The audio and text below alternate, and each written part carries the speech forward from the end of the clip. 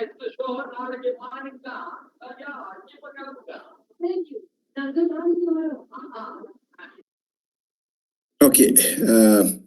Good morning. We will start the class from where we stopped the week before. I think this class is attended by both groups. So that's why I would wanted to get only 20 people have sent the names, and 22 are in attendance. So just want to check other 2 people. Can you send your index number and the name to the chat? There are 23 now. So I have got only 20. Okay, right. So we were looking at the data, point data and aerial data. Point data represent a particular point. Sometimes this point data, although it represents a point, the data is valid for an area.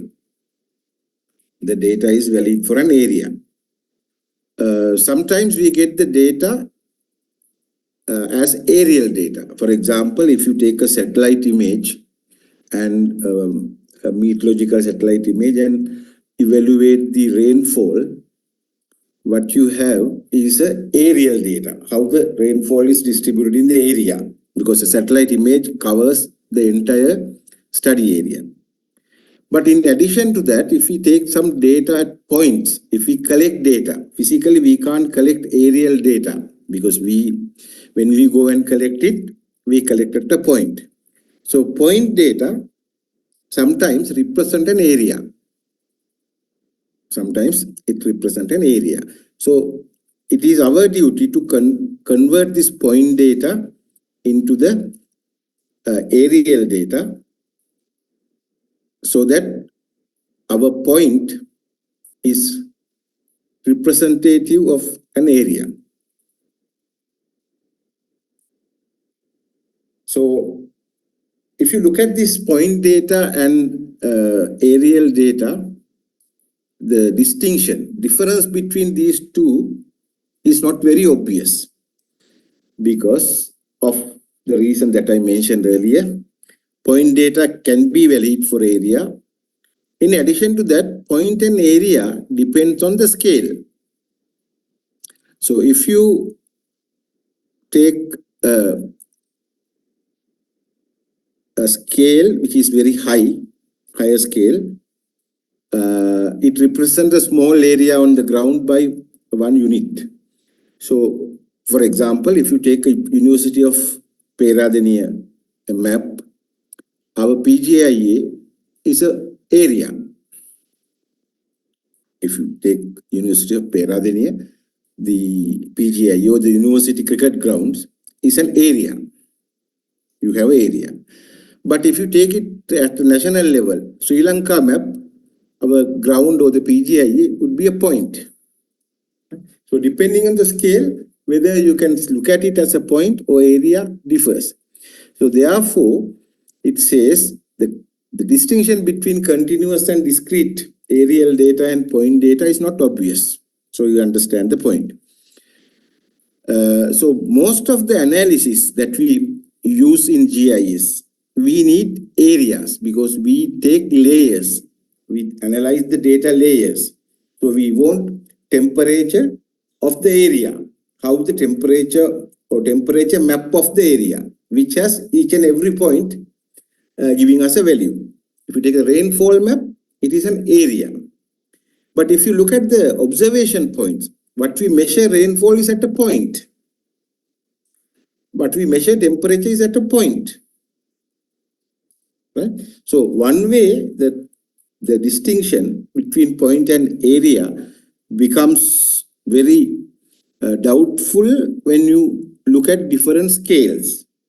On the other hand, some of the data we measure at points, but we need to prepare maps showing the aerial distribution. So if you look at the temperature measurement, if you want to prepare temperature map of Kandy, So you make some measurements at different points. Then these points, we need to convert this point into areas. So each point, what is the representative area? So we produce the map of temperature, map of rainfall. That's how it goes. But when we prepare a map, we know that everywhere temperature is more or less correct. Right? But there are other issues, like if you look at the population density, what we do is we take the population of a particular area, divide by the area, we get the density of population. So that population is not uniformly distributed in the area. So if you take a particular point and you cannot find a population there, but as a population density for the spatial unit, it is correct. But you cannot measure, get a point and say, this is the population at this particular point. So now, if you have a map of temperature of the area, a data layer for temperature, you can put some points and convert it to point map. Right? You can put some points. So I'm now talking about other way. Earlier we look at point to area, now area to point. So if you have a rainfall map, a temperature map, we can convert that into points. If you select set of points, and you can ask what is the rainfall at that particular point, what is the rainfall at that particular temperature. But map like a population density, you cannot convert it to points. Right? It is distributed everywhere. Uniformly, we assume it is not true. That assumption is not really true. On the same time, we can't convert those aerial data into point data. Right? So we have a little bit of issues when we look at some of the maps and when we want to produce point data map. Right? Points like rainfall, a temperature, if you have a map, you can convert it to points. Whatever the points you have, you can find a value for temperature or rainfall. But when you try to convert a map like population density map into particular points, you cannot get a value. So that's not really applicable. I hope you understand the difference. Okay. Now, when we convert from the point data, when we convert the aerial data into points, what we do is we put the points on the map, on the layer. Okay, suppose Kandy district, you have some points, we want to find the temperature. So what we do is we put those points on the map layer of temperature or rainfall, and then we extract the value for those points. And when you compare with that map, your point data is correct. If you find that this Peradhani point, temperature is 24 degrees, it is correct.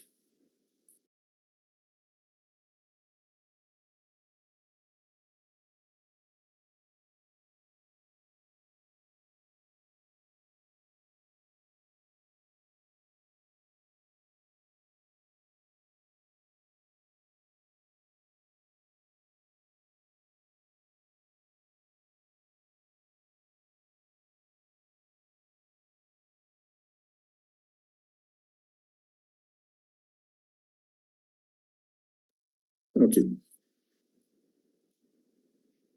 So,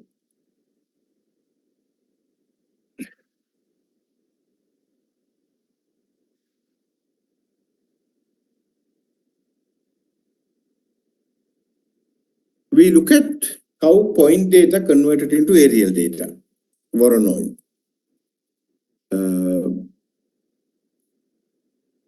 If anybody is not sure how to construct Thiessen polygons or Voronoi diagrams,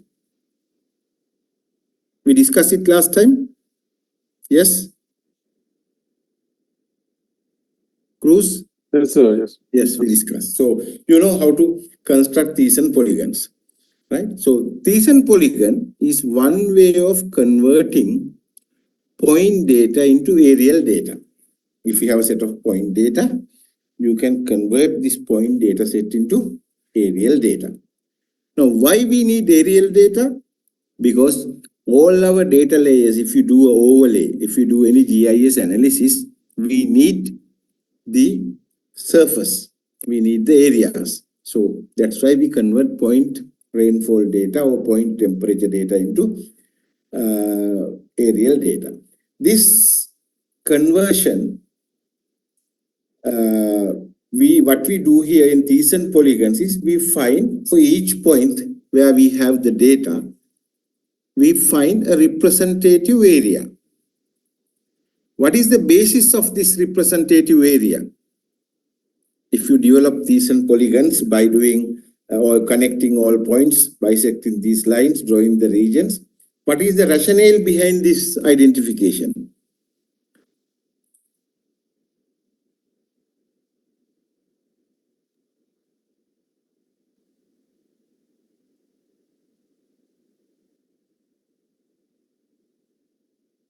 For example, if we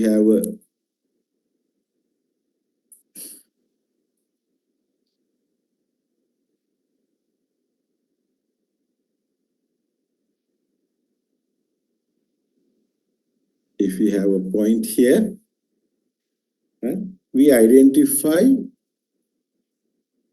an area which is representative of that point. Say, for example, we identify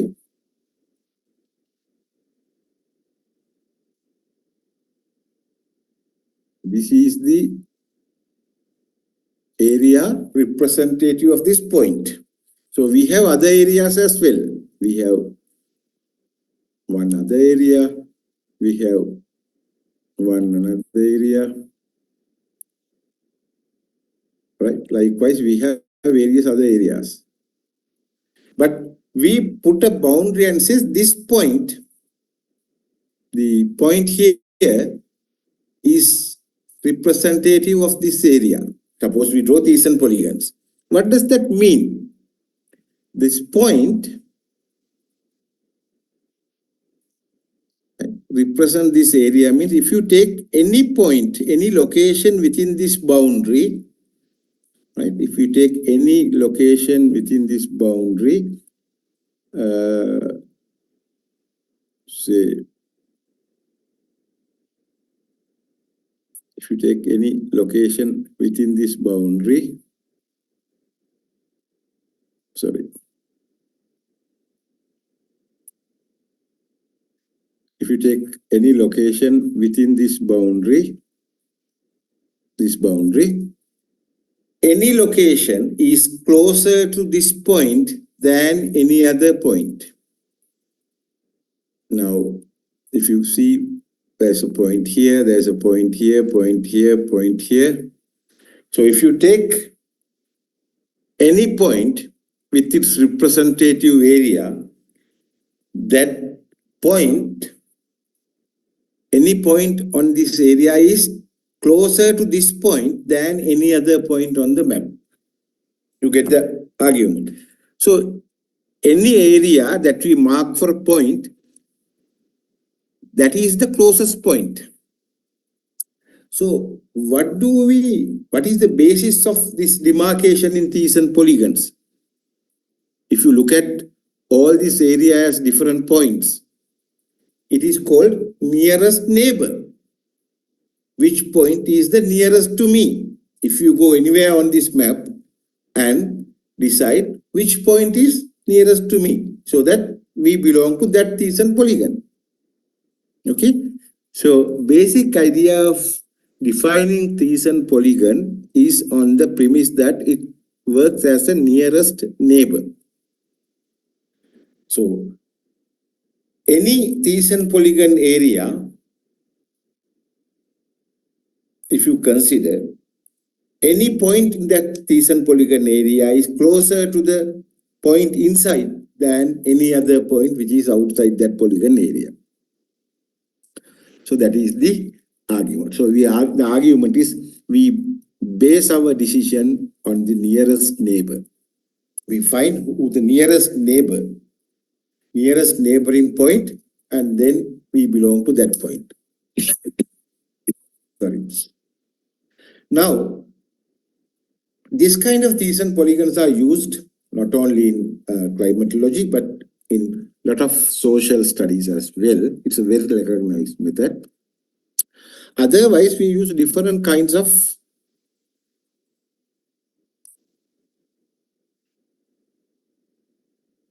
I'll erase this figure.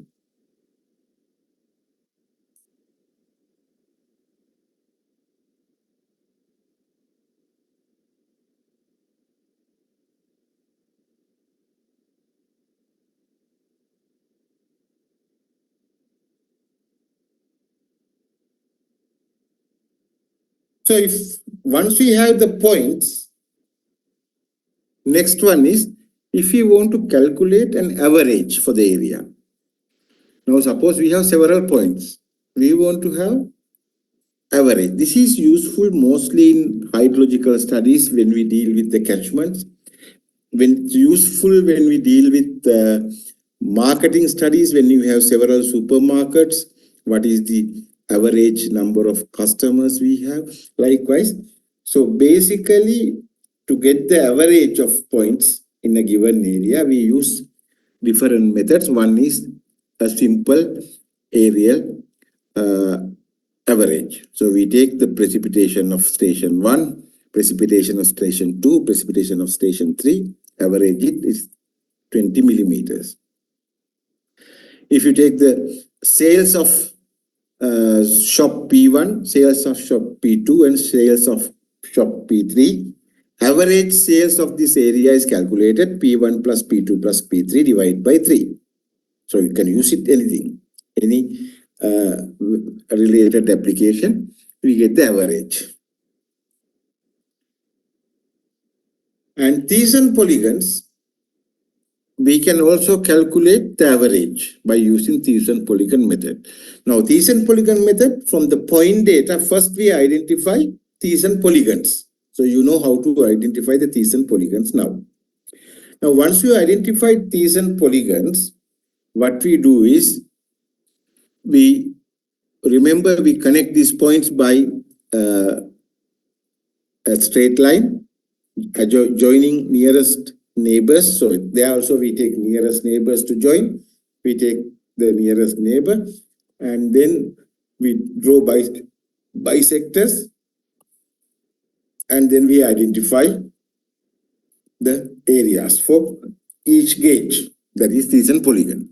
Now once we identify that, we have the value of the sales value and the area, sales value and the area, sales value and the area. So rather than averaging it simply P1 plus P2 divided by P3, we are accurate if we look at each area represented by each point separately, because we know that the point P2, if you look at point 2, P2, it is only representing this area. So its area is much smaller than area of the P3 point. Then what happens is, if we average it, we take equal area weight for all three. That's why we average it normal way. But if you look at the Thiessen polygon distribution and calculate the area, we use this equation. Basically, it is an area weighted average. Area weighted average.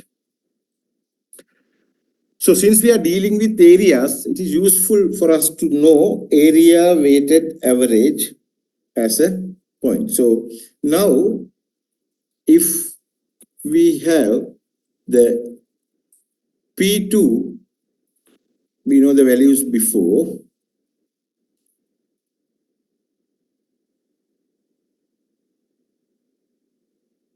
So we know P1 is 10, P2 is 20, P3 is 30. 10, 20, 30, right? And now, if you say area of P1, right? Area of P1 is 100, right? Area of P2 is 200 and area of P3 is 300. Now, if P1 is 10, P2 is 20, P3 is 30, can you calculate the average sales value? If this P1 is sales of point P1, P2 is sales of point P2, P3 is sales of point P3, and areas of point P1 is 100, area of point P2 is 200, area of point P3 is 300. Now, can you calculate by using this equation? And so don't take this example because I just gave a different set of data. So don't take the example of A1, A2, A3 here, but just take 100, 200, and 300. And can you calculate, because I'm going to tell you something else, 100, 200, and 300, calculate P, what is the total average sales of this area, and put a, you can put chat message after you calculate it, right? So can you quickly do it in 2 minutes? Calculate and put it, the answer, only answer in the chat message.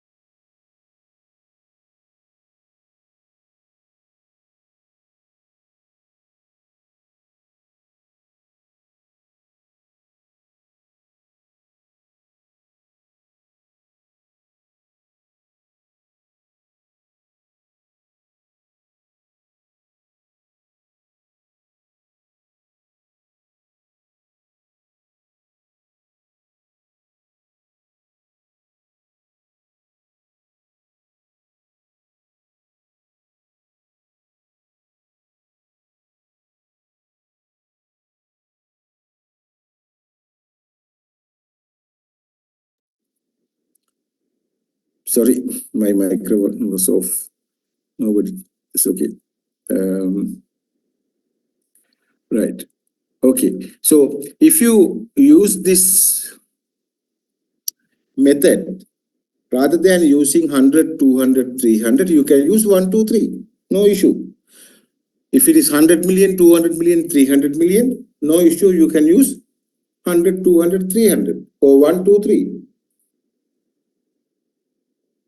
So you should know when you have numbers how to simplify. Otherwise, you will be writing 15 million, 15, 0, 0, 0, 0, 0, 0, 0, 0, and again all this, and it's very difficult for you to work out. Right? So we now know two methods to calculate the average value for an area. And Thiessen polygon being the area weighted average method. Area we calculate based on the nearest neighbor. So if you ask how you use the Thiessen polygon method to get the average value of a given area for sales, and what is the logic you use, you should be able to explain. We use the nearest neighbor concept to identify the representative area, and then based on this represented area, we get the weighted area average to get the average value. Okay.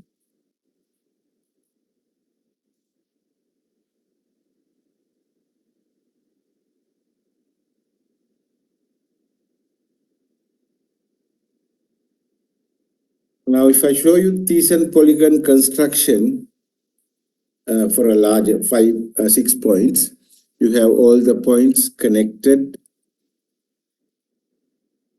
and now we draw the. So from these points, we draw the bisectors, and then these adjoining boundary points also you connect from here to here, and also draw bisectors. So what we do is we connect from this point. Sorry. We connect this point to this point. We connect by using straight line. I cannot, my mouse is not good. I cannot draw a straight line here. So connect here, connect here, connect here. So then we draw bisectors for this thing, and we draw bisectors, and then we combine these lines up to here, and then we draw the Thiessen polygon. So if your boundary is here,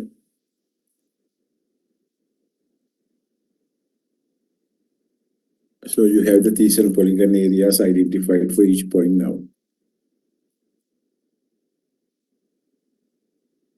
Okay, so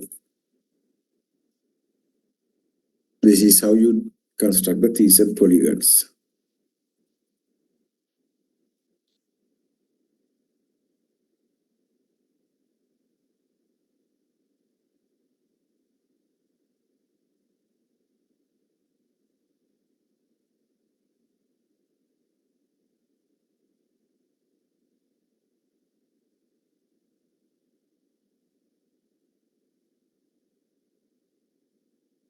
So we assume in Thiessen polygons, unsampled locations are equal to the value of the nearest sample point. That is an assumption. Values of unsampled locations are equal to the value of the nearest sample point.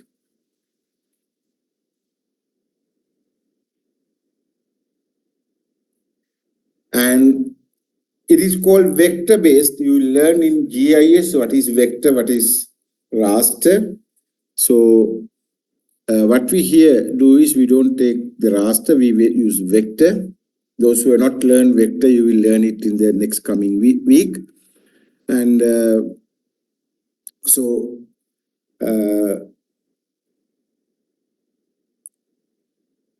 if it's regularly spaced points, if it is regularly spaced points, it produces a regular mesh. Irregularly spaced point produces a network of irregular polygons. What it says is the points are located like this, regular intervals,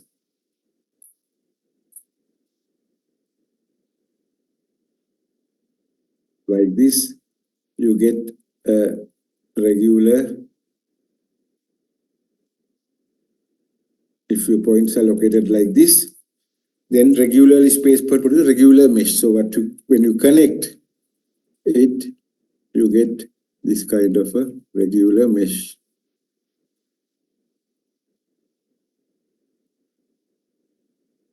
Right? But if it is irregular spaced points, it produces the irregular polygons. If it is everywhere, so it produces irregular polygons. So that you can understand. Okay.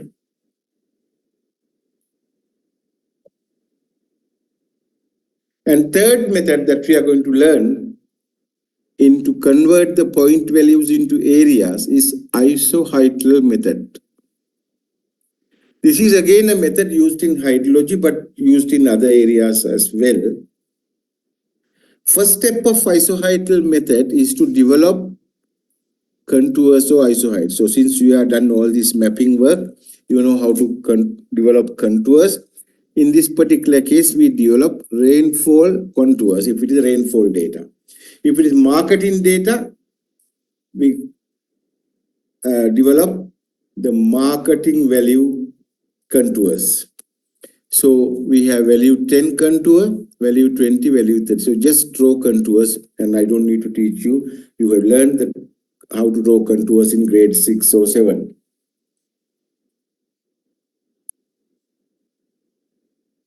And then what we do is compute the area between each pair of adjacent isoheids. These contours are called isoheids. So you calculate the area between these P1 and P2, P2 and P3, P3 and there's nothing else. P1 also, there's nothing here. So what you do is to calculate the average, whether it is rainfall or marketing value, you multiply the area by the value of this point. Like here it is 5, where point value is 5, so there's no lower value. So 5 and area is 5, value is 5, 5 into 5, 25. Here the area is 18 between these two, values are 15, sorry.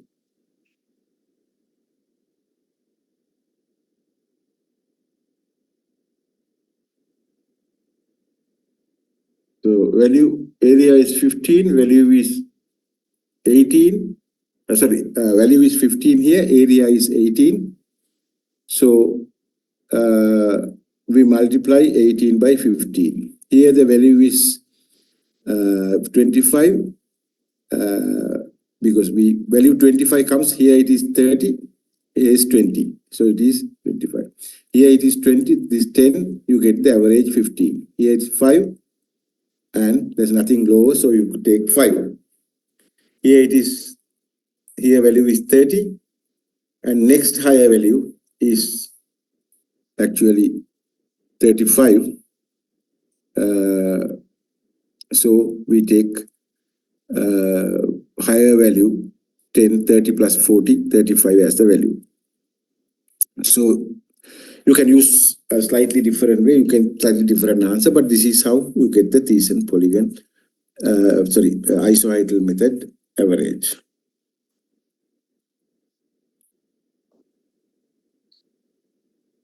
So most of the data that you have are either it is rainfall or sales data. You get this kind of a point distribution. For each point, you have a row allocated to that point. That is a point data table. So this is called attribute data table of these points. So these points, we have X location, Y location, and you can have any attribute value for these points, either sales value, whatever, right? So then you can get the areas represented by each point, and then you can get the average value if you want to calculate the area. So this is an example where these and polygon values are constructed and sample. So you have the point data, and then here you have the these and polygons for the data. So this is these and polygons, and this is iso height example. So if you develop those maps either using these and polygon or using iso height, this is how it should look like.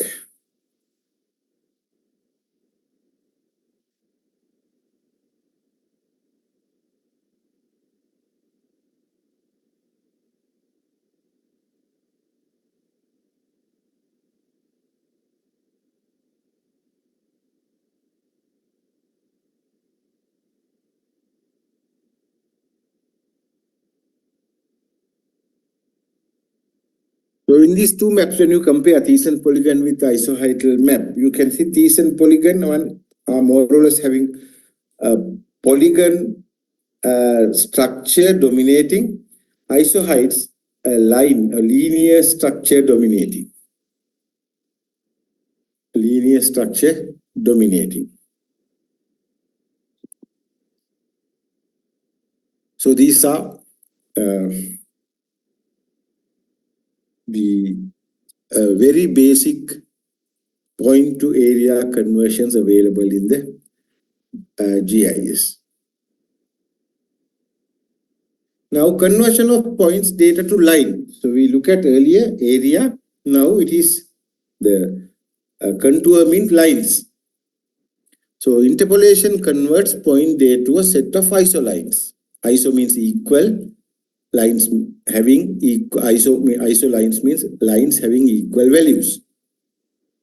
So interpolation can be in the form of a linear scale or a non-linear scale. Now I need to explain you what interpolation means. There are two words we use when we use known data to estimate values at unknown locations. With the known data, if you estimate values for unknown locations, it's called interpolation or it's called extrapolation. I'll give you an example. We have one point here. We have another point here. Right? We know the value of this point. It is 100. We know the value of this point. It is 400. Okay. So if you want to connect this point,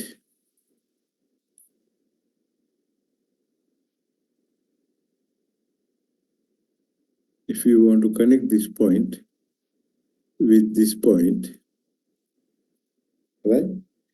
And any point in between, we know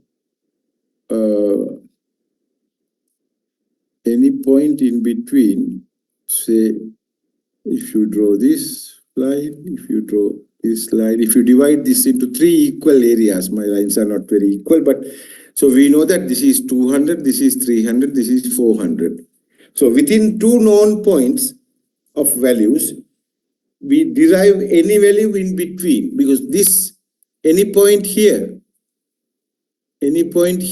or here cannot have 500 value, because 100 is here, 400 is here. So this is possibly 200, 300 if you linearly look at it. But if you try to estimate, now you know that if you go this distance, it increased by 100. If you go the same distance, again increase by 100. Same distance, increase by 100.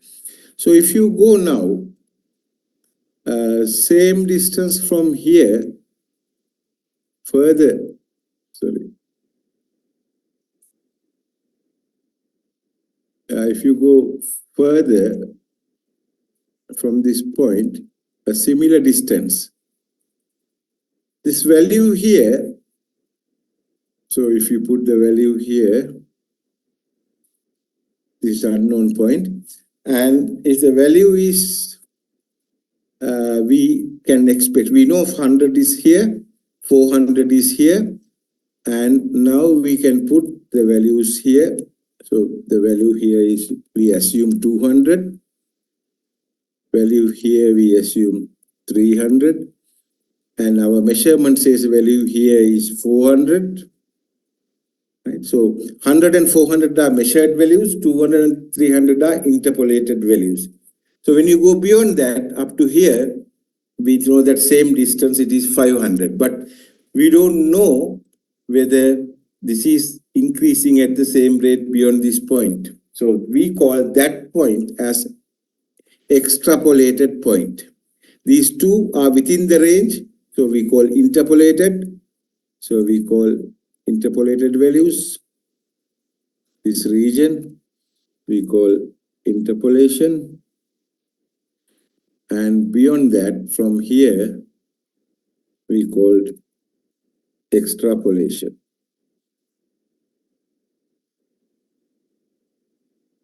Okay.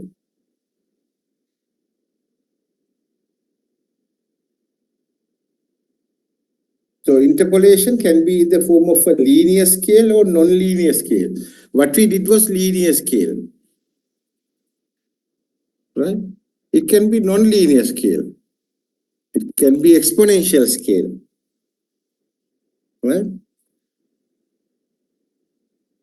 So it depends on how you look at it.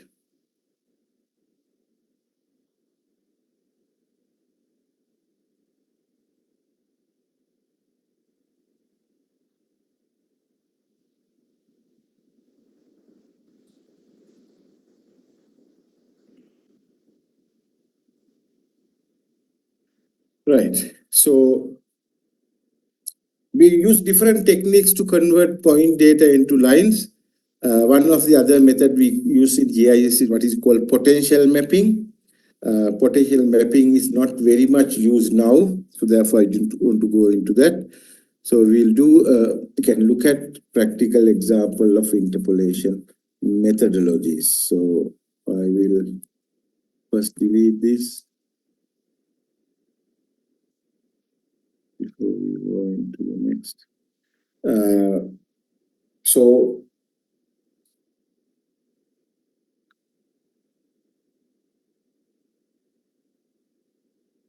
your first assignment here is look at interpolation methodologies. Look at interpolation methodologies. At least 3 or 4 interpolation methodologies. Write a brief report on interpolation methodologies used in spatial data. Interpolation methodologies used in spatial data management. Used in spatial data management. So this first, and you can submit this assignment in 2 weeks time. 2 weeks time to this email address.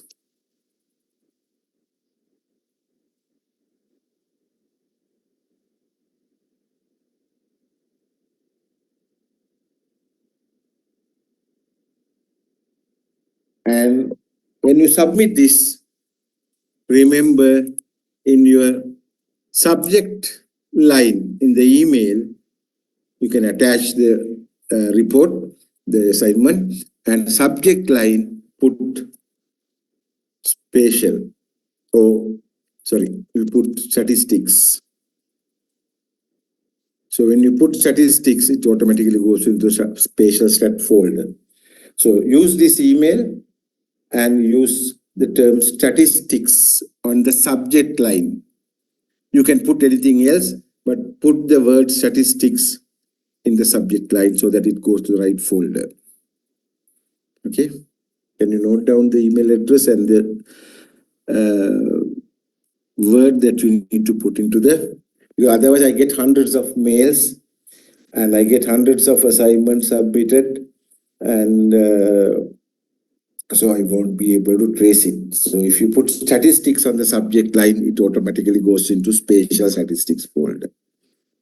Right.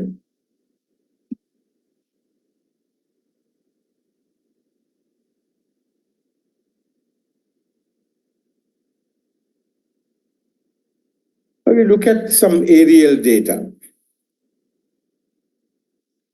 The spatial data are frequently published for discrete aerial units such as states, provinces, counties, and many other administrative areas. Now we have districts, provinces, GN divisions, DS divisions. So most of the time we get a value for this area, right? And these areas are basically administrative units, either DS division, GN division, districts, or even provinces. So, but if you look at the variable that you want to map, like if you map a sales like thing, it's not a natural variable, right? But if you look at natural variability that you are going to map, it will not get into these artificial administrative boundaries. So if you take a natural data, behavior of nature, you cannot summarize it to administrative boundaries. It is not possible to summarize into administrative boundaries. Procedures specially applicable to choropleth and step statistical surface maps. What is these two types of maps? Choropleth map is color plated maps we look at before. Statistical surface map is like you have the two-dimensional map, but you put the values as a height. So higher value as a higher height, lower value as a lower height. This is ideal if you put elevation.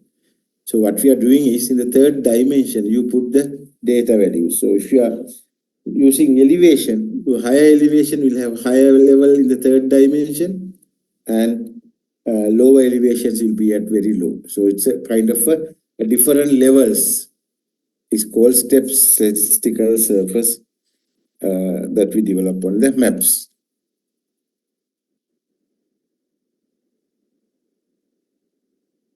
Right. With that, we will go into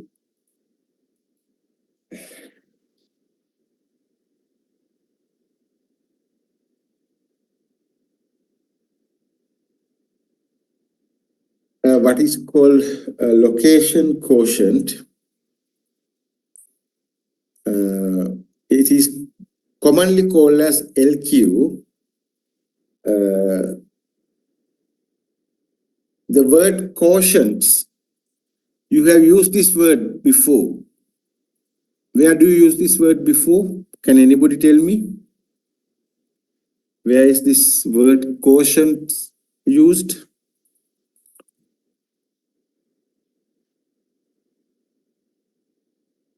Anybody who have seen this word before?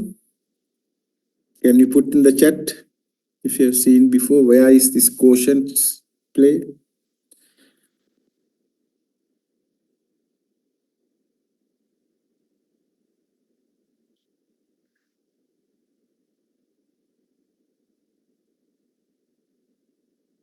Nobody? Right. You have heard the word index, right? Index. What is index? What is an index?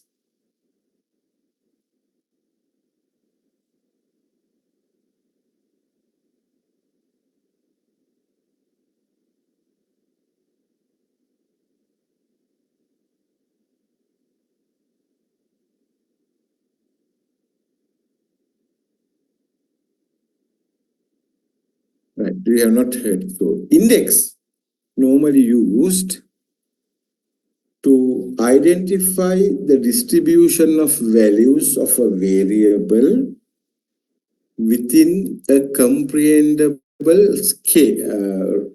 scale. For example, now if you it doesn't need to be a particular range. For example, take the index of body mass index, BM index.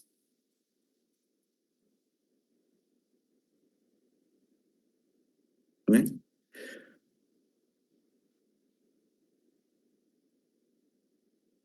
Body mass index.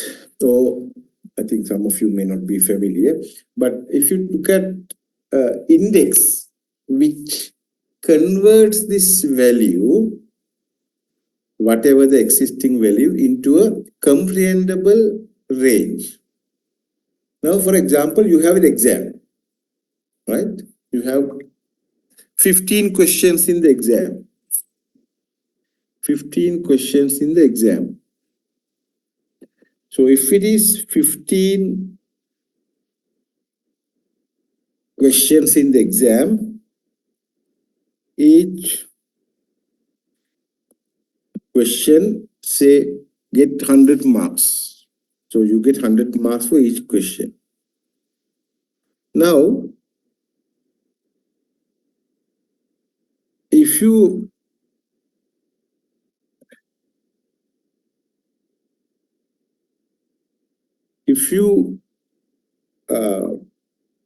look at the total marks at the end, 1,500. Out of 1,500, you give the marks because you have 15 questions. Each question is 100 marks. Now, one student get 1,300, other students get 1,100, other student get 950, other student get 840. You know which one is higher, which one is lower, but you don't have a feel about the values.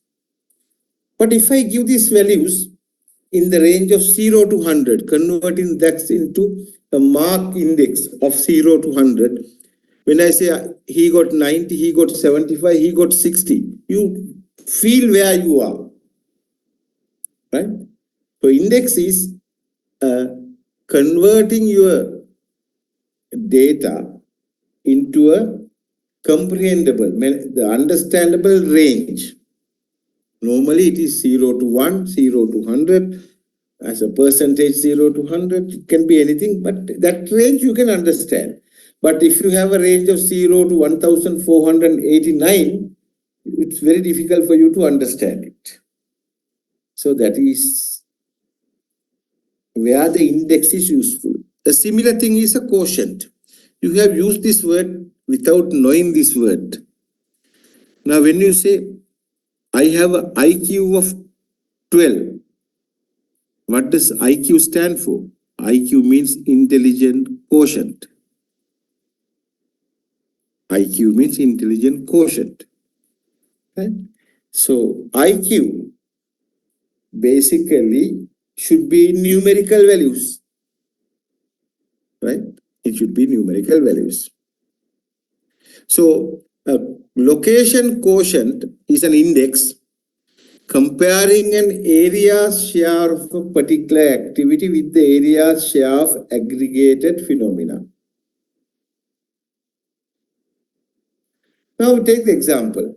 If you take the income disparity of Sri Lanka,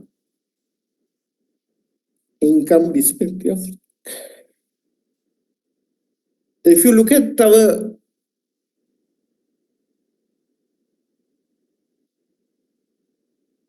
per capita income,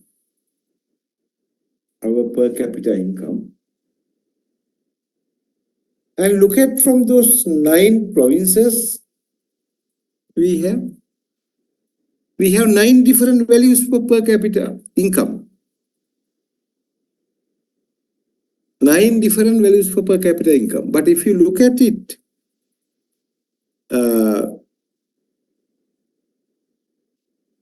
how it differs, because you know that Western province has a very high per capita income compared with some other provinces. So, location quotient is an index to compare the area's share of a particular activity with the area's share of the aggregated phenomena. Right? If you look at the per capita income of the country, we want to see how the Western province is getting the per capita income compared to the national average. So the location quotient is again an index comparing the areal share of particular activity with the total areal share of this phenomenon. We'll take some example and see. So I'll give you a quick 4 to 5 minutes break and then start.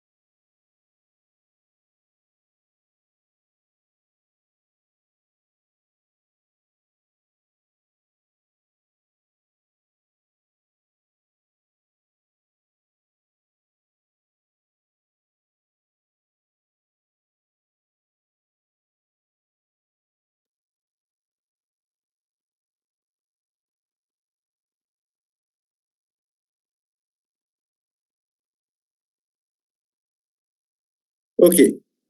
Now we are going to see an example of how location quotient is calculated. Now look at this. We have 4 areas A, B, C, and D.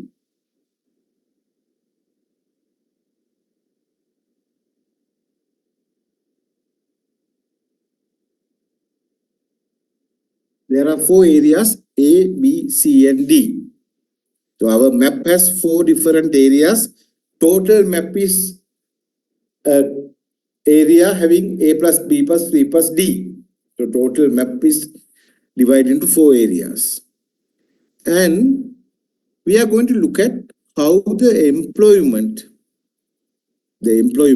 are distributed in this area, because when you look at the resources of the country, we see that some areas don't get equal share of the resources. Now we will see. We are looking at 2 sectors under employment, manufacturing sector and the service sector. So manufacturing sector, area A employment is 5, area B it is 70, area C is 15, area D is 10. Okay. So if you calculate the percentage, it is again 5%, 70%, 15%, and 10%. Service sector, it is 40, 220, 60, and 80. And the percentages are 10, 55, 15, and 20. Total employment is 150 in area A, and area B 500, area C 200, area D 150. Now this total employment is not coming from manufacturing sector and service sector, right? It can be agriculture sector. It can be some other areas, production sectors. So total employment is 150. If you look at it, it is 15%, 50%, 20%, and 15%. Now, if you want to calculate the LQ for each of these areas, this is how we calculate. You look at the equation. LQ for each area I goes from A to D. Area of each percentage area of each employment divided by the percentage share of that activity overall divided by total base BI summation of BI. Now, if you go back to this data, what is AI? Share of AI. So in the manufacturing sector, percentage of share of that is 5%. 5%. And if you look at the summation of AI, all the employment and all the sectors in that is 150. So 15%. So if you look at this 5%, this 5% divided by 15% is the top part of the equation. Right? Top part of the equation is 5 divided by 15. Now, what is the base we are looking at? The base we are looking at is the total. Total, it is, if you look at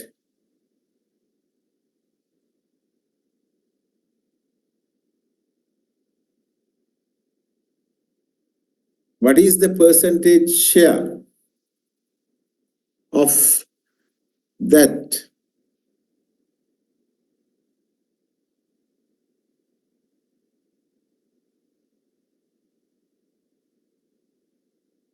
it is 100, the total is 1000,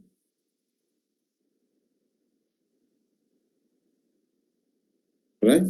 Total is 1000. So that is your base area. So if you look at what does it tell you? Out of total 1000 employments, manufacturing sector gets how much? 10%, right? Out of 1000 employments, manufacturing sector gets 10%. That is the base share. That is the share that we expect for all the areas. But when we compare the area A, out of 150 employments, it gets only 5 for the area A in the manufacturing sector. So 150 total employment, what you have for the manufacturing sector is 5. So it is 5 divided by 150 and total is 100 divided by 1000. Right? So basically what it says is 10% is the base share and the area share of manufacturing is 5 divided by 150. Not even like it's when you get 150 total employment, you get 5. So less than like 3.33%. But nationally, if you take the total, you have 10%, 100 divided by 1000. So can you put here your value for the employment sector? What is your LQ? 5 divided by 100, 50 divided by 10 divided by 100. Right? So 5 divided by 150 is 0.33, that is 3.33%. So it's divided by 100 divided by 1000. So that is 0.1. So your location portion for manufacturing sector is 0.33.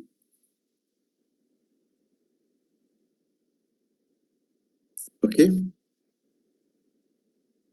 Now, can you calculate the location quotient for each of the area, each of the area of manufacturing sector and service sector? So we know that this employment in the manufacturing sector, you have 3.33.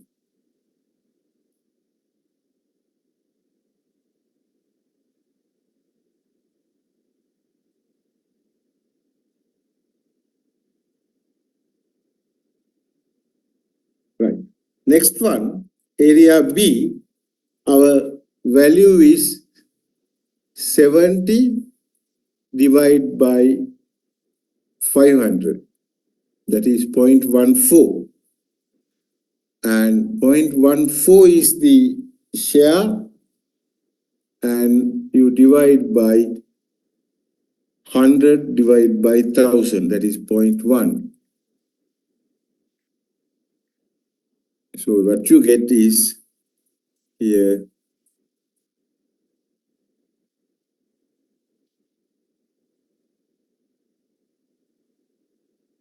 1.4, right? So if you complete this table with the LQ values for each area, for each sector. Now, if you look at this 15 divided by 200, so that is 0.075 divided by 0.1, that we share here is 0.75.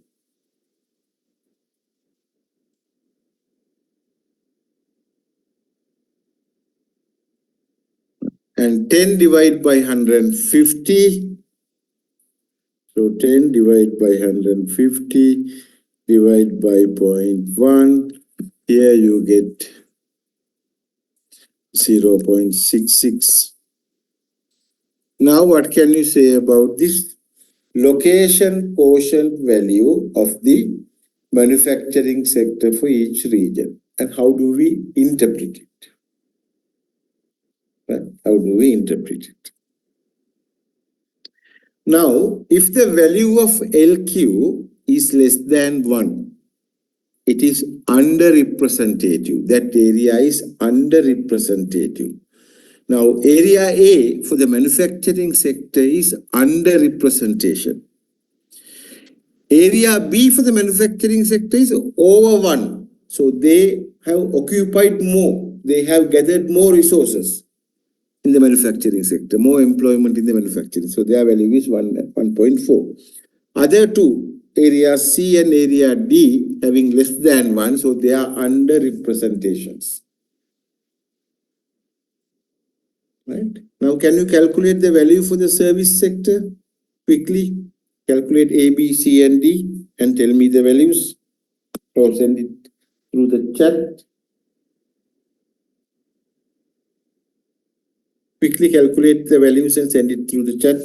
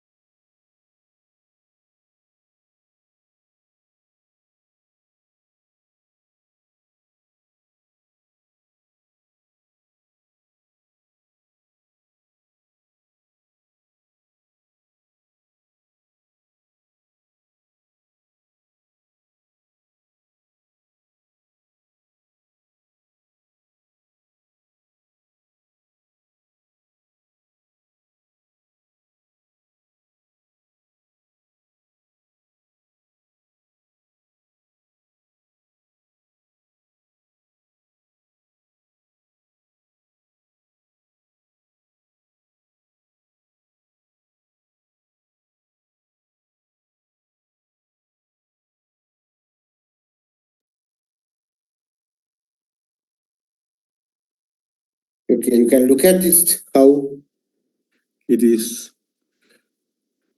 distributed by using this equation.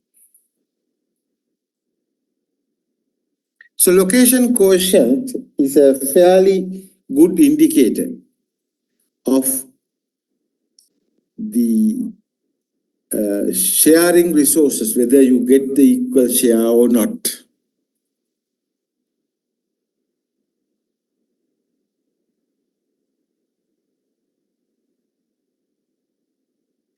You can also see it may not be the resources.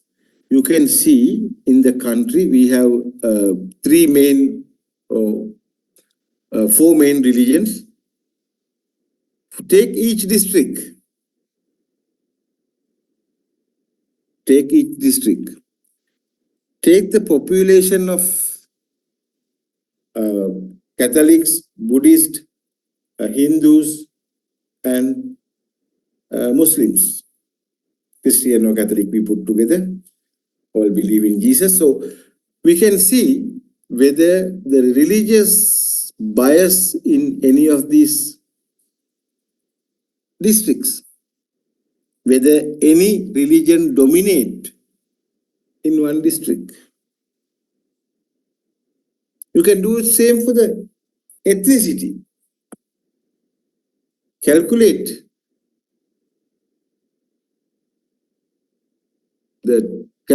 the number of Tamils, number of Muslims, number of Sinhalese in each of the areas and see whether the distribution is right, whether there is a good social mix or one type of one ethnic group dominate that area.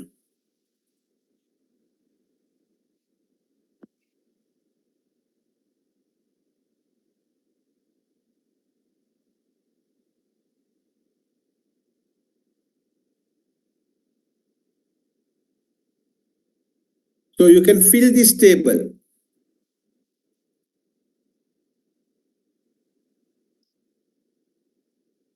Can fill this table.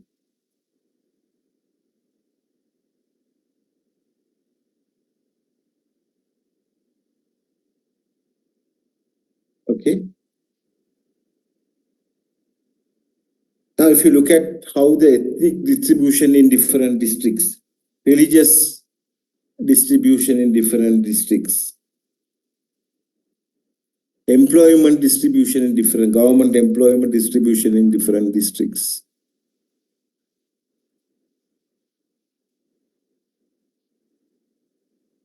You can get a fairly good idea of how this has been spatially distributed. So location quotient is one factor which is useful. If it is less than 1, we think that it has a less share of the activity if it is less than 1. If it is more than 1, you can see it's a relative concentration of the activity. If it is equal to 1, then the area has the right share of the activity. Now, if it is around 1, you can see it may not be exactly the right share, but close to right share. But it goes very high or very low, like 0.001, then it shows very low representation. If it is like 5, 6, or 3, then it shows fairly high concentration in that area. So this is how you interpret location quotient by looking at the numbers less than 1, 1, and more than 1.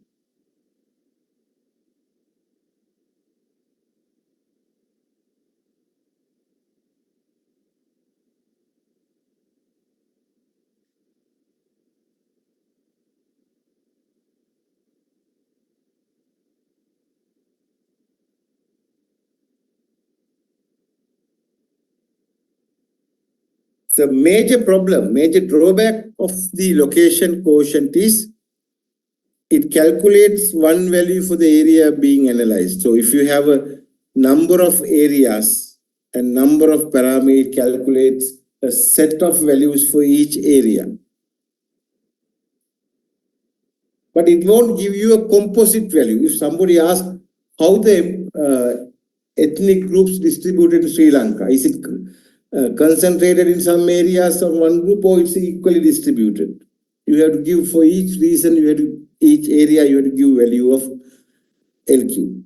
But as a country, we cannot give it one value. To solve this problem, we present what is called CL, coefficient of localization. It describes the relative concentration of an activity by a single number in relation to the base. So now from location quotients,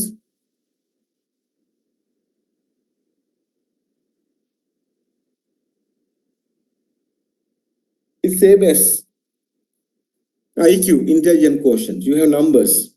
By looking at that, you can say how your IQ is. So now we look at coefficient of localization, which describe the relative concentration of activity by a single number with relation to the base.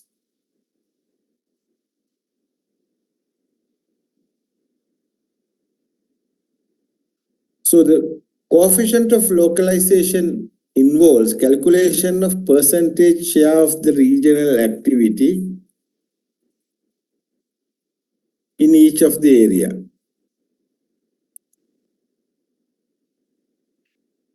In each of the area, what is the percentage share of the regional activity? Then calculation of percentage share of the regional base in each area.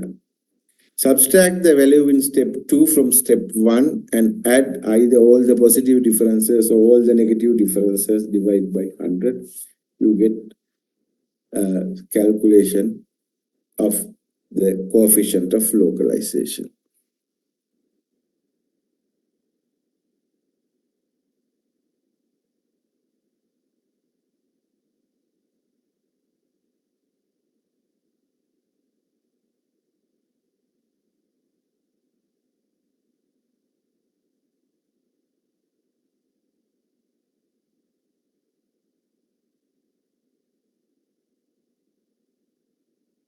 Right?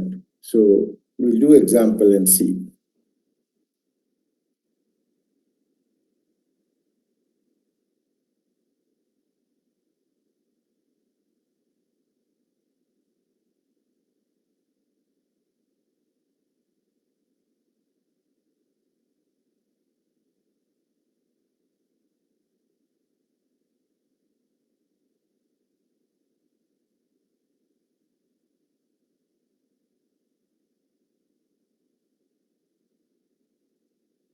This is how it is calculated.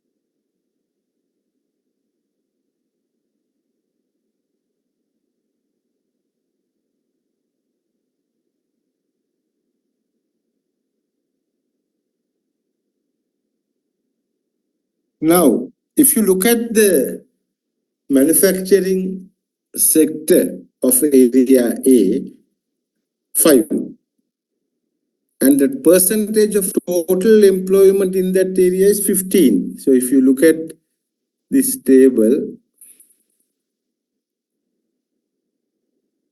manufacturing sector, it is 5%.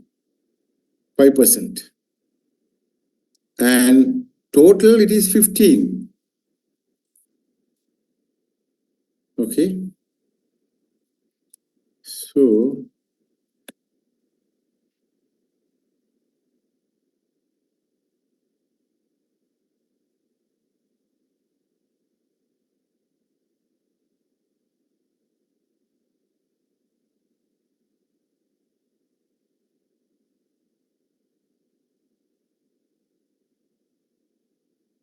total employment 15, but manufacturing sector it is 5. So the difference is 15 minus 5, 10. The difference is negative because 5 minus 15, 10 minus difference. If you look at here, it is over representative, 70, but the base is 50. So 70 minus 50 is plus 20. 15 minus 20 is minus 5. 10 minus 15 is minus 5. So when you add these two together, you get 20 and 20 to cancel off. So you only take either plus differences or minus difference, which is 20 out of 100. So your CLI for services is manufacturing is 0.02. If you do the calculations same for the service sector, it becomes 0.1. Right? So this is how the coefficient of localization is calculated. You take the sector value with the total value, look at the difference, individual sector share with the total share, get the difference plus or minus, add them separately and take either plus differences or either minus differences in total to calculate the CLI.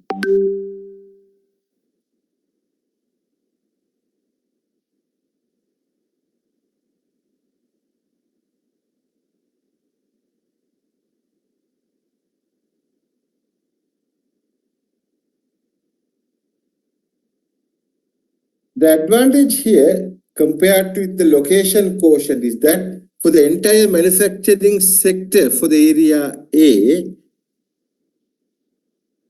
we give a value of 0.2.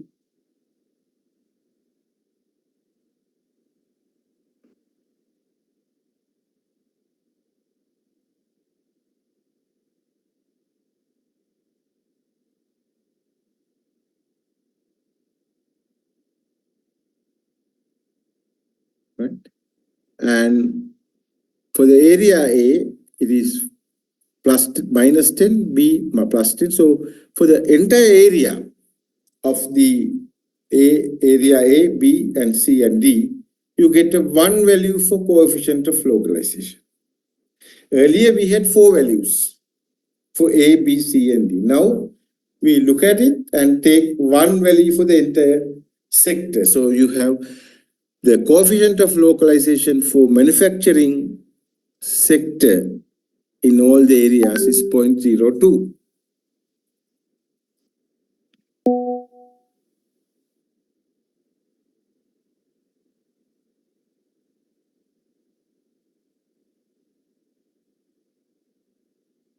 Suppose it's all having equal share, what would be the value?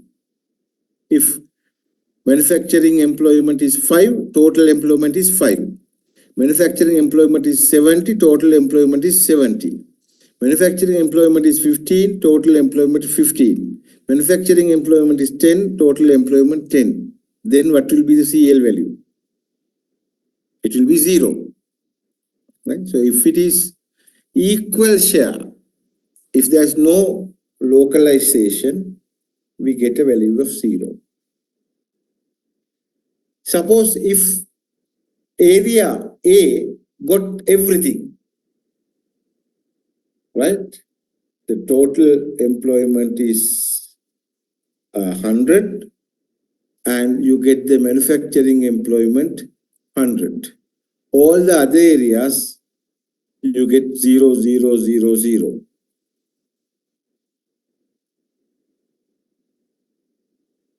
Right? So percentage of total employment also you have value. So only 100. So 100% and total employment percentage is also 100.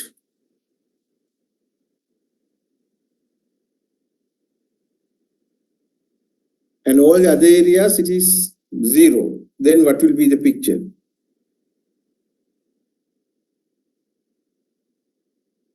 It becomes 100 divided by 100, value becomes 1. Right? So coefficient of localization, if it is perfectly non-localized, distributed, value becomes 1. If it is very well distributed, otherwise the value becomes 1. It will oscillate between 0 and 1. So it's easy to understand because when it's a coefficient, it should be 0 and 1. If it is now location quotient, it doesn't restrict to 1. It have 1, some 0 value, less than 1 values, more than 1 value. So it's very difficult to understand how it is distributed. But this one, it's fairly easy. So you can straightforward go into that and see how the distribution takes place. Now we move into the next one, measures of central tendency. Now, we learn in the normal statistics 3 central tendency measurements.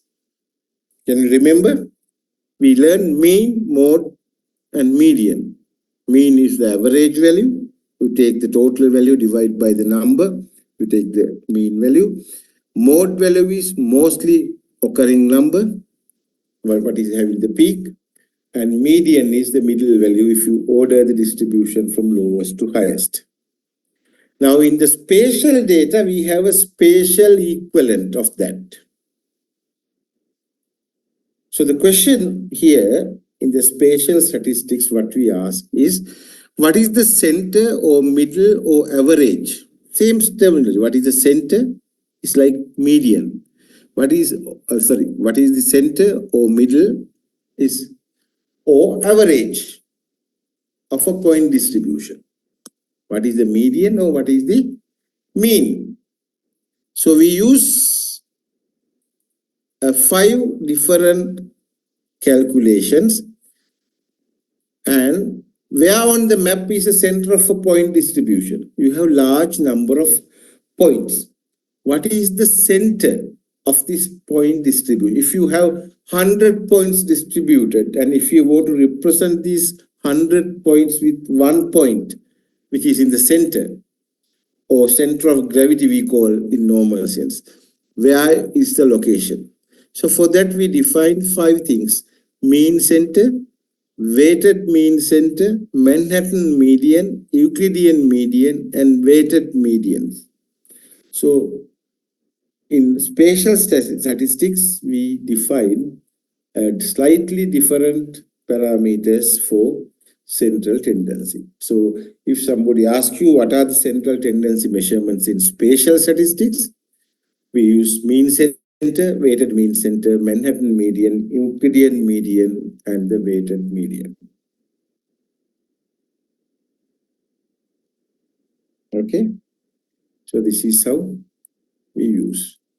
We look at one by one. The mean center is the center of gravity of a point distribution. Center of gravity of a point distribution. And the definition is let xi, yi, I goes from 1 to n, be the coordinates of a given set of n points of the map. So if we have a set of coordinates, each coordinate has a x and y coordinate. So that is x and y. The mean center of this point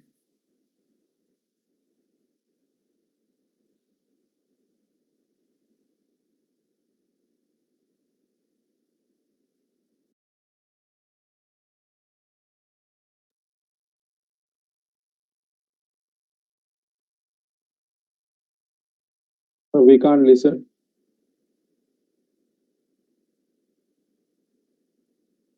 Okay, what we are doing is you get the average of x value, average of y value, which is called as x bar and y bar. It's a mean center. It's like you'd get the average, but here since it is two-dimensional, you get x and y both.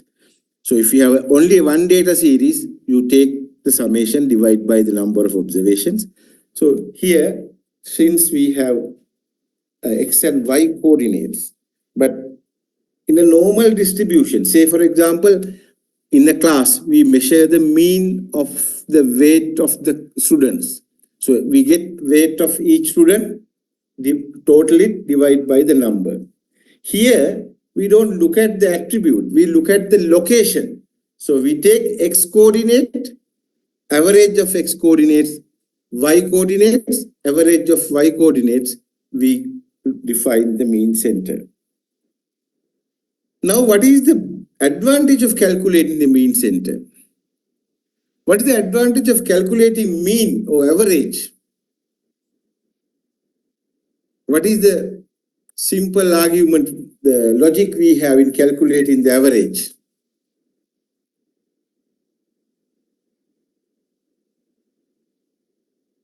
If you calculate the average of a data set, right? And if you look at the deviation from the average for each point, the total summation of deviation becomes 0.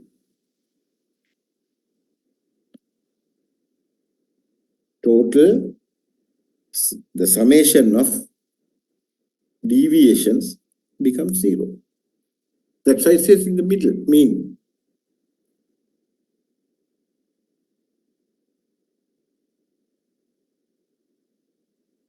So here also it is same. If you take the x average, that is the middle of x data sets, x values of your data is represented by x bar. That is, if you only take the x distance, x-axis, x distance for your point locations, the total distance of your mean and all the points, if you calculate, the total is 0. It's a zero-sum game, that is the average. Right? So if you calculate, I said for the set of data, you get x bar 46.22, y bar 49.56. So if you look at the deviation from this from each point. Now, if you subtract 20 minus 46.22, you get minus 26.22. If you subtract 30 from the 46.22, you get minus 16.22. If you get 34, subtract 46.22, you get minus 12.22. If you take 40 and subtract 46.22, you get 6.22 minus. And if you take 41, subtract 46.22, you get 2.22 minus. Then you get 48, subtract 46, you get 1.78. And if you take 50 and subtract 46.22, you get 3.78. If you take 60 and subtract from 46, you get 13.78. If you take 90 and subtract 46, you get 43.78. And if you add all these differences, you get the value 0. That's what it says. Same with the y. So that is what the mean center is. Your distance from the mean center to all the points is the minimum of any other point that you have in the area. Now, what is the practical connotation, practical aspect of it?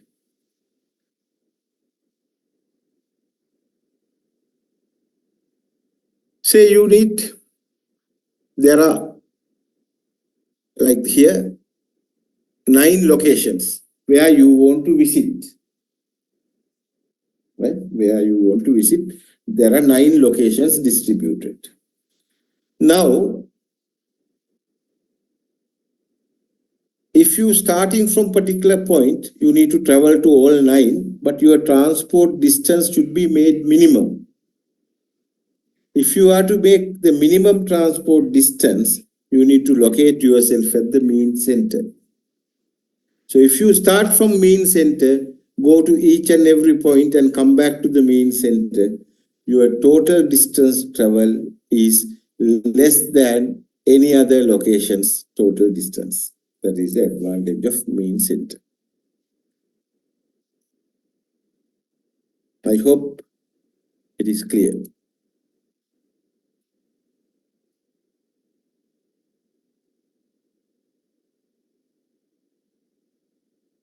So simply the mean of x and y, also called center of gravity of the distribution. The sum of the difference between the mean x and all other x is 0, and same for the y. Sum of the difference between the mean y and all other y is also 0. So applications of a mean center, calculation of center of gravity of a population distribution. The mean center of the population dot map is calculated for a series of maps of the same region at regular intervals of time. So see, if you look at 1950, you look at the center of gravity of the population distribution. And 1960 map, next 60 you calculate the mean center of the population. 1970, you calculate it. And then over the period, you calculate the mean center. You see, your data values are going to be different, locations are different. But you see that, and it is a northerly trend of the population. That means people are moving towards the north of the country. Or if it is Colombo is the capital, are people moving towards the west of the country? You can calculate it. So that kind of understanding you can get from this data.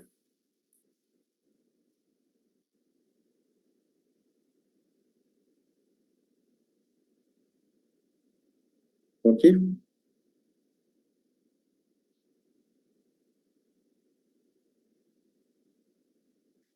Any questions from what we have done so far?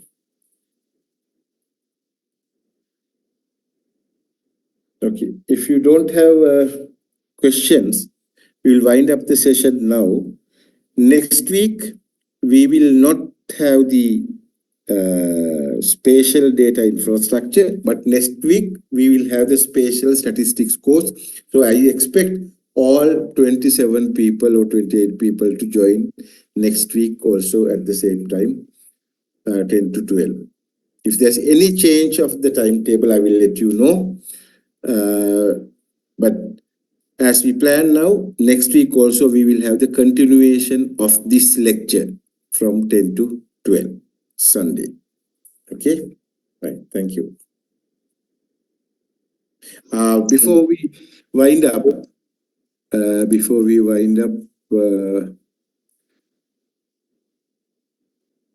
so I need to remind you that we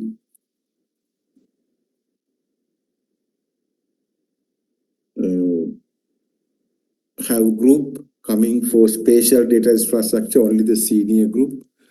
So here it is not happening. So next week also I expect both junior group and the senior group to be present at the classroom. Okay, thank you. Thank you. Thank you, sir. Thank you, sir. Thank you, sir. Thank you, sir. Thank you, sir.